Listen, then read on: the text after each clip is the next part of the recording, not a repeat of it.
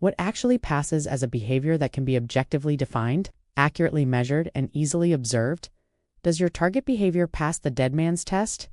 This is something important to think about and ask yourself when deciding which behaviors to target while working with a particular learner. In the field of behavior analysis, we use the dead man's test to determine whether or not the behavior being exhibited can truly be considered a behavior at all. The dead man's test was first introduced by Ogden Lindsay in 1965. He stated that if someone who is deceased can exhibit the behavior, then it is not a behavior and does not pass the dead man's test. Essentially, only living organisms have the ability to exhibit behavior, and in order for a behavior to be measurable, it has to pass the dead man's test. The dead man's test arose as a response to teachers who were using vague measures for the behaviors they were targeting. For example, teachers would track the duration of on-task behavior when, in reality, time on task simply meant students sitting at their desks and not necessarily attending to or engaging in the task at hand. Another example would be tracking minutes without a tantrum. But what was the child doing during the time there wasn't a tantrum? Technically, a dead person can't emit a tantrum either. One example often used in practice is non-compliance. Your definition might say something like this: failure to comply with a demand within a certain amount of time. Can a dead man fail to comply with a demand? The answer is yes. This should make you think about how you define your target behaviors, especially next time a teacher tells you that a student is being non-compliant and they want to target this behavior. A similar behavior that would pass the dead man's test could be active refusal. You could then define what refusal looks like, including actions that only a living organism could perform. For example, refusal could be responding with a vocal protest of no or a similar variation when a demand is placed. One downside to the dead man's test is that behavior analysts have largely accepted it without critically evaluating the idea.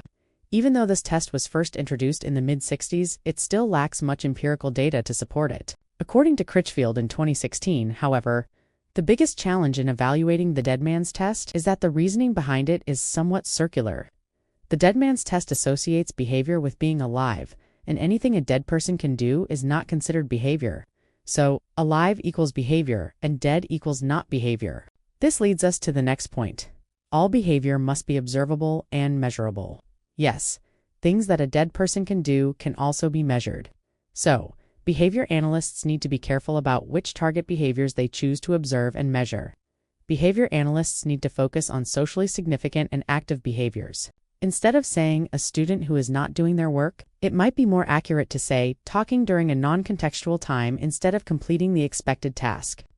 Additionally, these behaviors must be defined clearly, objective, clear, and concise. By doing so, you are more likely to have success in your behavior passing the dead man's test. There are arguments in favor of the dead man's test, given that there are many observable behaviors that a dead person cannot exhibit.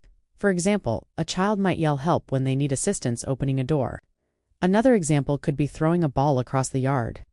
Based on our own personal experiences, we can probably assume a dead person will not be performing any of these behaviors. These examples suggest that we could evaluate the dead man's test by tracking how often a living person emits these behaviors and how often a dead person might emit those behaviors.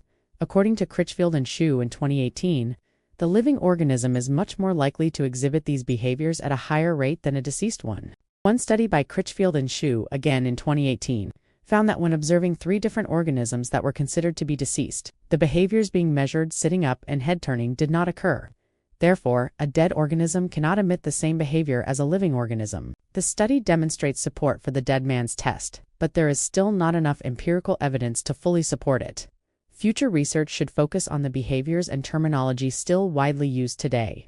This may include aggression, noncompliance, property destruction, on-task behavior, attending, absence of challenging behaviors, or allotment. Each of these target behaviors could be tested to determine which ones would actually pass the dead man's test.